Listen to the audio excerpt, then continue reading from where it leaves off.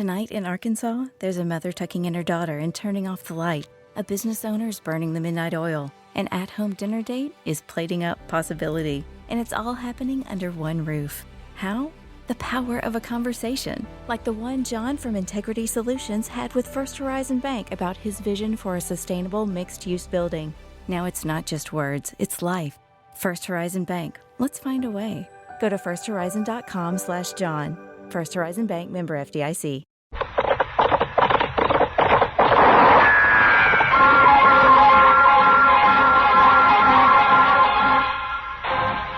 Around Dodge City and in the territory on West, there's just one way to handle the killers and the spoilers, and that's with a U.S. Marshal and the smell of Gunsmoke.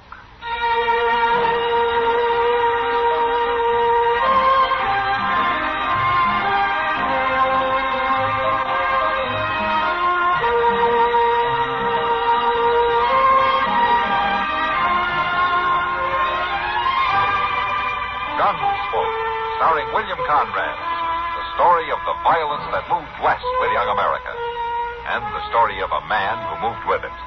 I'm that man, Matt Dillon, United States Marshal. The first man they look for and the last they want to meet. It's a chancy job, and it makes a man watchful and a little lonely.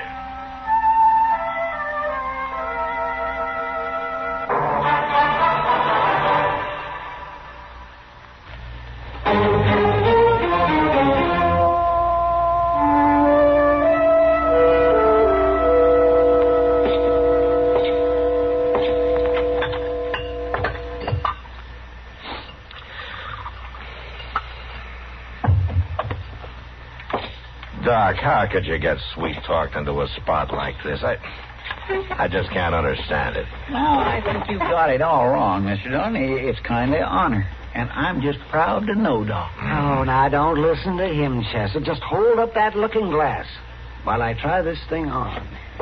How's this? Yeah, just a little bit to the left. Now, hold it right there. You're not going to wear that. My goodness. Now, what's the matter with you? You two are pretty smug, aren't you? Well, now, Doc, Anyone with an ounce of brains knows that an umpire wears a stovepipe hat. Well, yes, but that's Arthur Meeker's undertaking hat. And it happens to be the only one in town. Looks like to me that Meeker's trying to promote a funeral. Wait, let me look at this again. Yes, you're right, yes. I hate to admit it, but it does look kind of silly. Well, we've won 1 point anyway. Yes. Chester. Yeah, Doc? Maybe you'd step next door to the depot and see if anything came for me on the evening stage.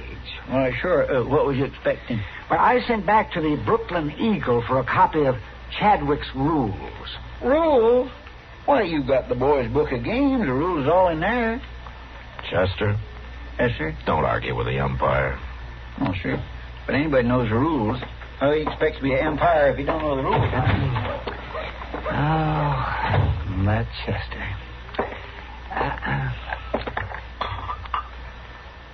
Matt, what in the world have you got such a long face for?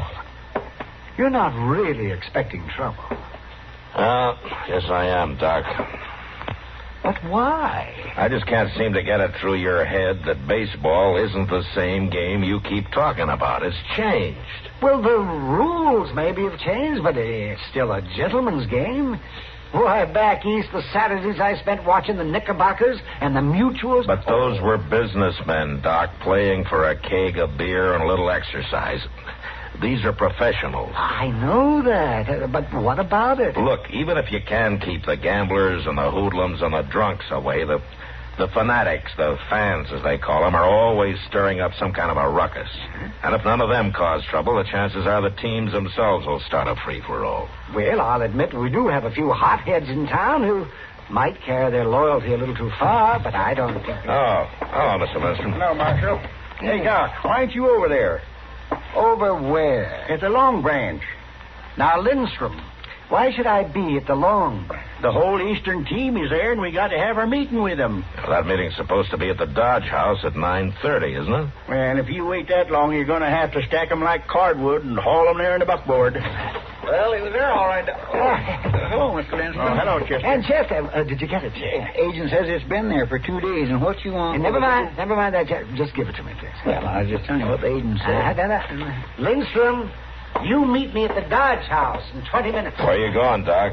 Where do you think I'm going? Oh, it's starting already. And I'm coming with you. Well, that meeting ain't supposed to be... Come on, Chester. We're going to the Long Branch. Yes, sir, but I thought that... Just come along. We're going to give Doc his first look at the Eastern All-Star Professional Baseball Club.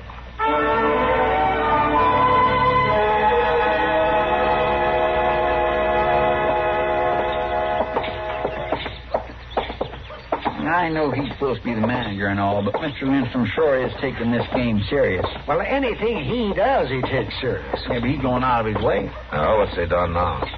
You know he went clear up to Fort Dodge last week. Yeah, what about it? He talked Colonel Whitfield into releasing 4 enlisted men for the game.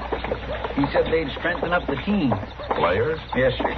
4 men he heard about that played with Duryea Zouaves during the war. Did you hear that, Doc? 4 men from that 165th New York Infantry team playing for Dodge. I heard it. It'll make it a better game. There's certainly nothing unethical about it. The All-Stars take anybody from anywhere as long as they play good ball. Now, that may not be unethical, but it sure shows Lindstrom isn't thinking of this as just a friendly exhibition. Yeah, Matt, you're sure doing your best to scare me off. Now, Doc, I'm just trying to bring you down to earth. Maybe a look at the All-Stars will do it. Come on.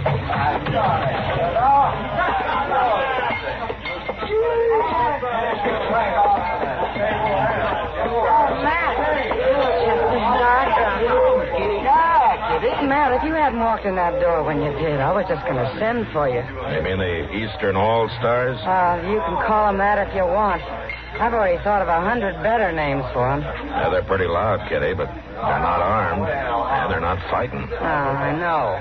Like their manager says, they're just playful. Well, if it gets any worse, I'll stop him. But I brought Doc over to take a close look at the gentleman athletes he's going to be umpiring tomorrow. How about finding us a table, huh? Oh, sure.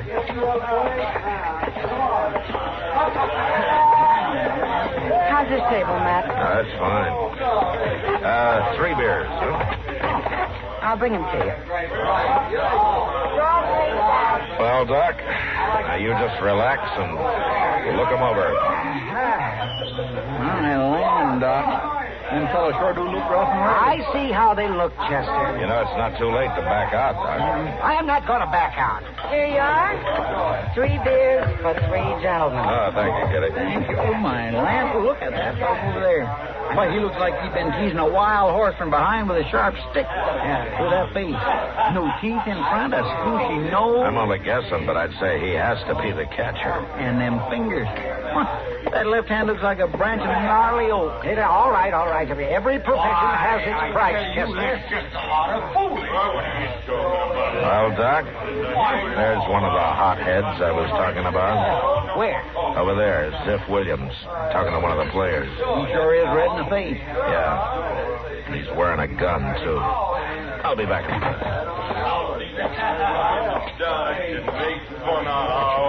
Now, look here, I wasn't making fun of your boys. I wonder if you dance as good as you talk. Well, you take off your gun and we'll see who does the dancing. Why, you... All right, that's enough, Ziff.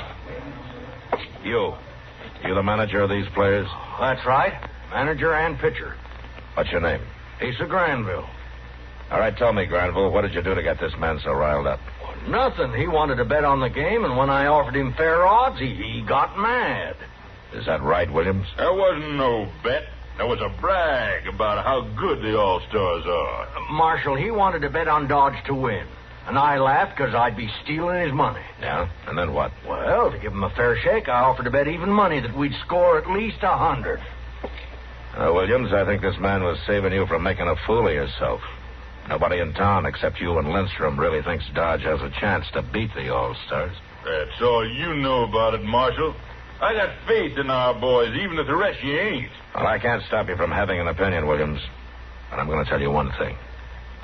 If you plan to be at that game tomorrow, you better check your gun at my office till it's over. Now, you better get on home. Marshal, Well, thank you, Marshal. I've done a lot of arguing in my time, but I'll never against a gun. Well, I've done you a favor. Now I want you to do me one. What is it, Marshal? You seem to be the only sober one of your crowd, so see how fast and how quiet you can get your boys out of here and over to their rooms at the Dodge House. I guess they were getting a little loud, weren't they? Yeah. They should be getting to bed anyway. And when you get them put away, just remember that you still got a meeting in the lobby at the hotel. I'll be there as soon as I can. Okay. All right, boys, come on. Come on.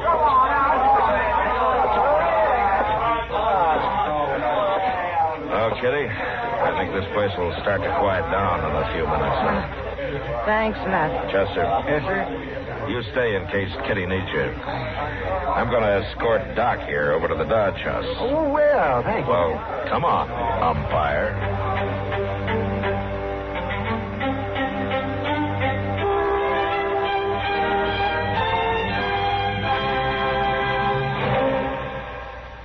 Your Columbia phonograph dealer has it. The new Sound of Pleasure, Stereo 1 by Columbia. #1 in the wonderful world of sound. Just wait until you hear the beautiful sound of true three-dimension stereophonic high fidelity.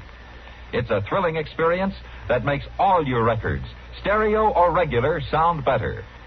There's a complete selection of Columbia Stereo 1 phonographs, ranging from smart new portables to handsome single and twin-unit consoles, crafted like fine furniture. And there's a Columbia Stereo 1 phonograph for every room, for every budget, and for every listening need. No matter what you want in stereo, Columbia has it. And your Columbia phonograph dealer is headquarters for Columbia phonographs. Portables are priced as low as $24.95, and elegant console models start at the amazingly low price of $129.95. See them all. Hear them at your Columbia phonograph dealer.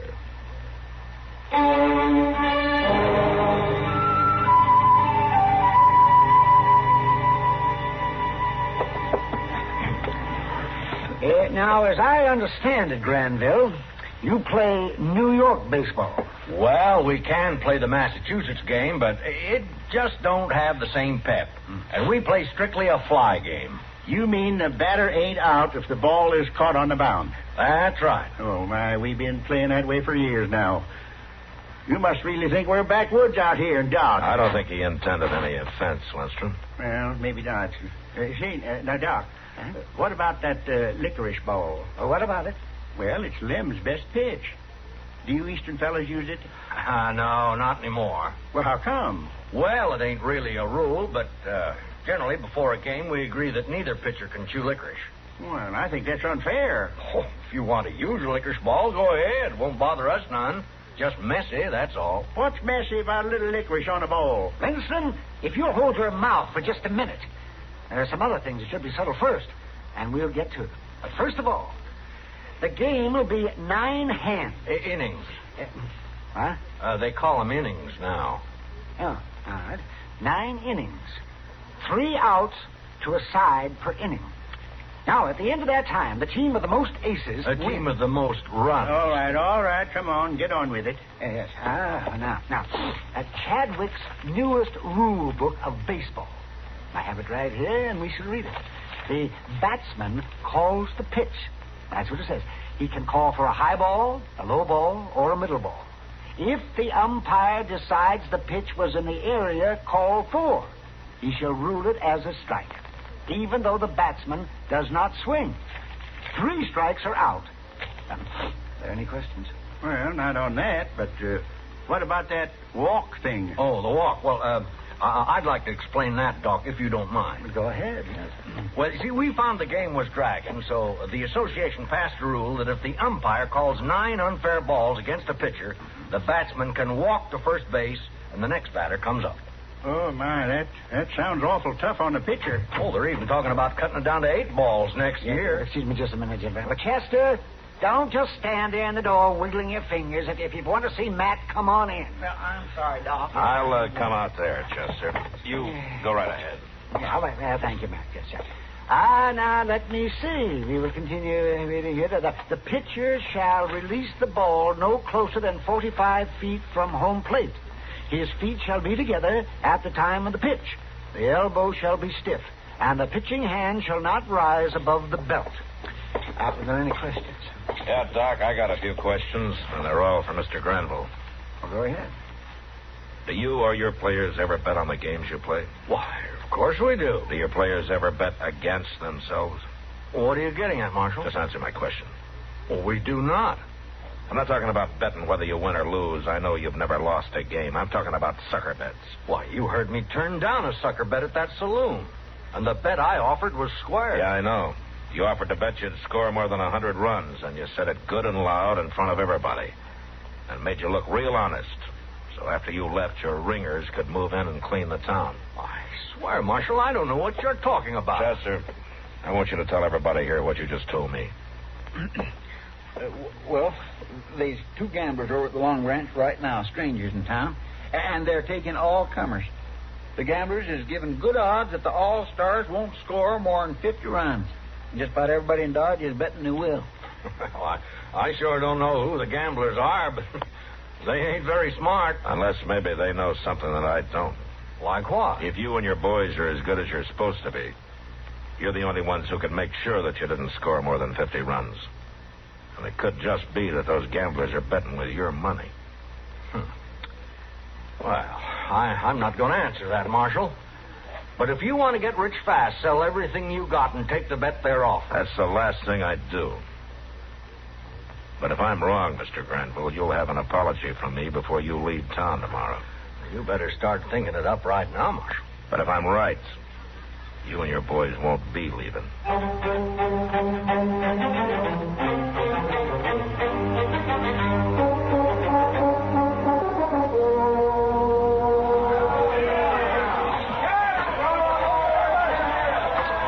Well, Chester? By gee, Mr. Dillon, I'm glad you're here. How's the game going? See there? Pretty bad. Them All-Stars just ain't no good at all. In the 3 innings they've batted, Lem struck out 7 of them. They ain't got a single run. How many runs for Dodge? 4, but we sure didn't deserve them, and we're going to get more. There ain't nobody out, and that Granville ain't pitching the ball nowhere's near Willie Lynch. Ball 8. I had to wait for an answer from St. Louis, or I'd have been here sooner. Did you find out anything about them gamblers? Yeah, plenty. Have you got them spotted? Yes, I have. Right on the edge of the crowd over there by first base, see? Yeah, I see him. Let's watch this a minute. All 9, take your pace. See there? He walked Willie on purpose. Yeah, who's this coming up? It's one of them players I was telling you about that Menson got from Fort Dodge. I don't know his name. Tell me something, Chester. What? Don't these All-Stars look to you like maybe they're scared? Well, they sure look kindly nervous. Now, that's the first real hit we've had. Yeah, that's a good one, all right. At least 2 bases. That should score Willie easy. Willie's stopping at third. Yeah, he can't make it home if he doesn't keep moving. So why would he stop? I don't know. But looks like the third baseman's talking to him. Well, now, if that don't beat all, look. Now he's coming on again. Look at that boy run!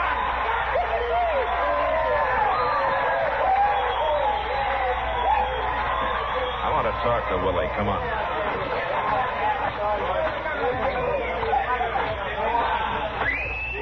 That was a good play, Willie. Yeah. Oh, hello, Marshal. You always stop and talk to the baseman? Well, Look, Willie, there's something strange about the way this game is going. I want you to tell me what it is. I don't know what you mean. I think you do. Now, you tell me. All right.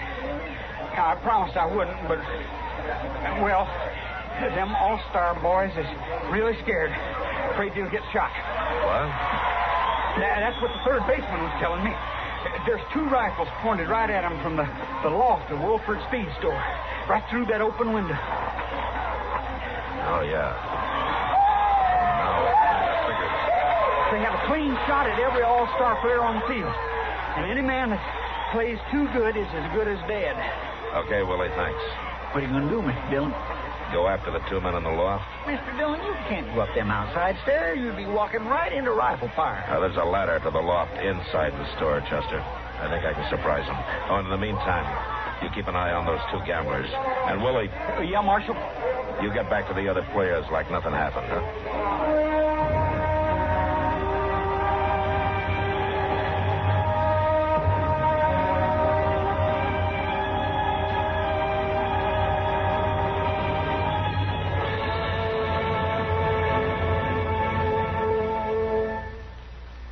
Today, a great premium is placed on speed. Speed of transportation, communication, of automation. In keeping with today's accelerated pace, it's understandable that millions of Americans prefer to hear the events of the day via radio, the swiftest, most concise news medium of all. CBS News maintains its top reputation in the field of news reporting and commentary. Skilled newsmen in our central bureaus of CBS News constantly monitor their many sources of news in this country and abroad, so each broadcast will be accurate and up to the minute. In addition to the many news broadcasts heard each day on CBS Radio, weeknights, veteran CBS newsman Lowell Thomas continues to bring you the colorful brand of news commentary that's long kept him one of America's most familiar, most popular voices on the air. Make it a habit to hear Lowell Thomas and the many more broadcasts of CBS News right here on CBS Radio.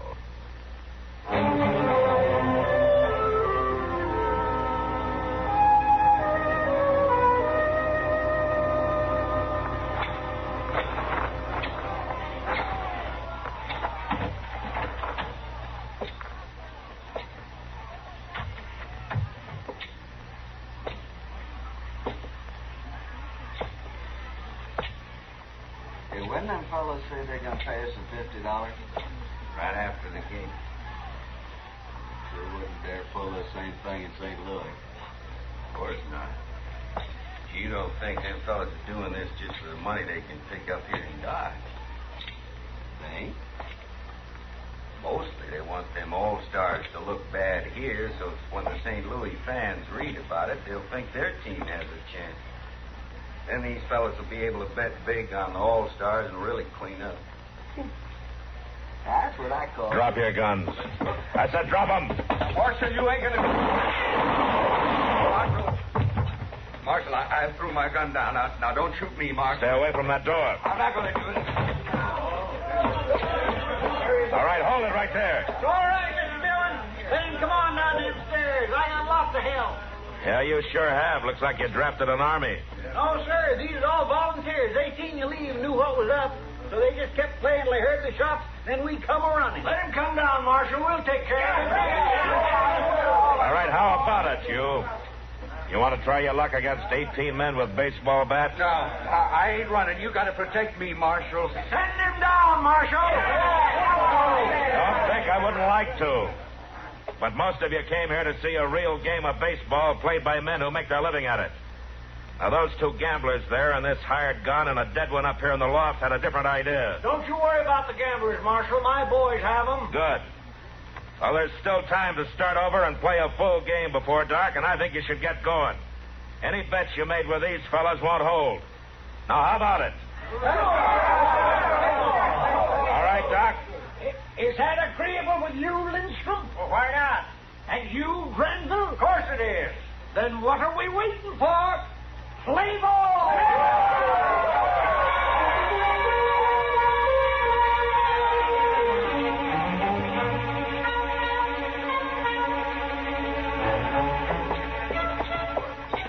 I sure am anxious to find out how poor old Doc's feeling this morning. Yeah, so am I. He looked pretty worn out by the time it was over. 116 to 12. I was all wore out just watching them All-Stars keep running around the bases. Maybe he's not up yet. Now, please don't tease him, Mr. Dillon. I'm not going to tease him, Chester. Hey, Doc. Doc?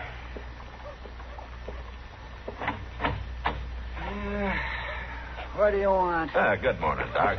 We just want to make sure you's all right, Doc. I want you to get back to your jail tendon and leave me alone. Now, don't stand there with your back to us, Doc. We're not going to laugh at you.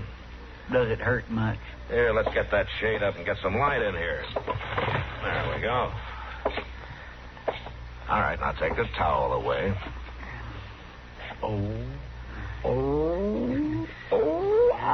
Ain't that a beauty? My, I never seen so many colors. What, these green and blue and purple and brown? Can you see out of it at all? Not yet. Well, I had no idea them foul balls was that deadly. How's the one on your head? Here, let me see.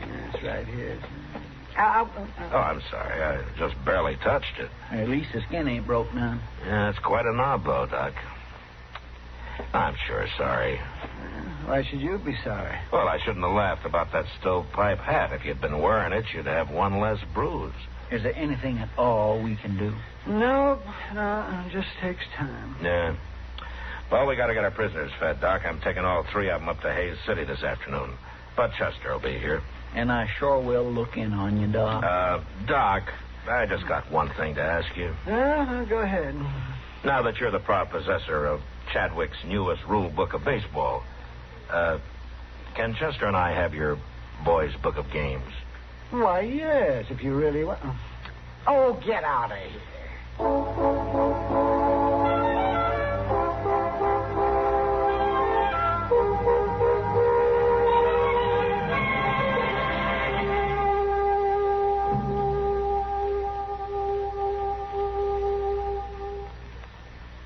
Improved K-Site tune-up.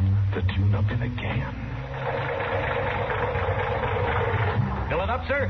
Yeah, regular's good. Say, that engine of yours sounds like real tired iron. Thanks. Improved K-Site tune-up. The tune-up in a can. You got a valve sticking, too. Oh, what do you get to a gallon? Not much. Improved K-Site tune-up. The tune-up in a can. Want a tune job? Haven't got time. You don't need time. How can a tune job not take time? Improved K-Site tune-up, mister. 1 can in your gasoline and 1 can in your oil will clean your motor, your carburetor, your plugs. The works. And K-Site tune-up will unstick those valves. Get you more power and smoother performance. Quicker starting, too. Okay, but how much? $1.25 a can. Results guaranteed or double your money back. Would you start her up, please? Still sounds lousy. I haven't added it yet. Improved K-Site tune-up. The tune-up in a can.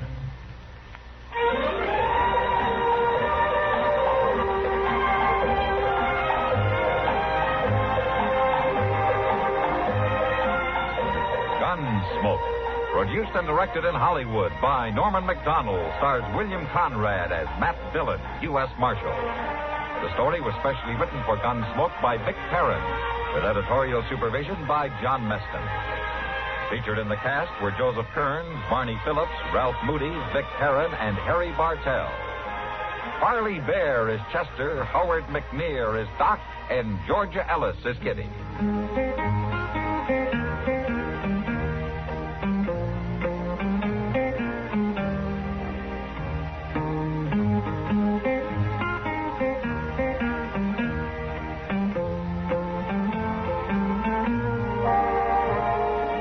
George Walsh inviting you to join us again next week when CBS Radio presents another story on Gunsmoke. An avid cyclist dreams of turning his passion into a business. He consults his banker to help find the best path. Now bike wheels are being built, and all it took was a little push to get rolling.